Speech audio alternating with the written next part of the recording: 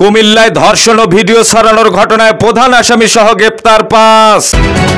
আত্মঘাতী হামলায় ১৩ সেনা নিহত, ভারতকে কঠিন হুঁশিয়ারি দিল পাকিস্তান। দেশের মানুষ এখন নির্বাচনী টেনে উঠে গেছে বললেন ডাক্তার জাহিদ হোসেন। কুমিল্লায় নির্যাতনের ভিডিও ভাইরাল করায় ৩ জন গ্রেপ্তার। উত্তরায় সড়কে দাঁড়িয়ে থাকা মানুষের উপর উঠে গেল ট্রাক, নিহত ৩। ইরানকে অত্যাধুনিক যুদ্ধবিমান দিচ্ছে চীন। টাঙ্গাইলে মেধাবী শিক্ষার্থীদের পাশে সুলতান সালাউদ্দিন টুকু। জুলাই ঘিরে এনসিপির কর্মসূচি ঘোষণা। হাজারীবাগে পানির ট্যাঙ্ক পরিষ্কারের সময় বিস্ফোরণ, শিশুসহ দগ্ধ ৪। টকশোতে বিতর্কিত মন্তব্য করায় ক্ষমা চাইলেন নাসিরউদ্দিন পাটোয়ারি। পাবনা মানসিক হাসপাতালে ৯ দালালের কারাদণ্ড। ইরানের পাহাড়ের গুহা থেকে বের হচ্ছে একের পর এক ক্ষেপণাস্ত্র ট্রাক, ছবি ভাইরাল।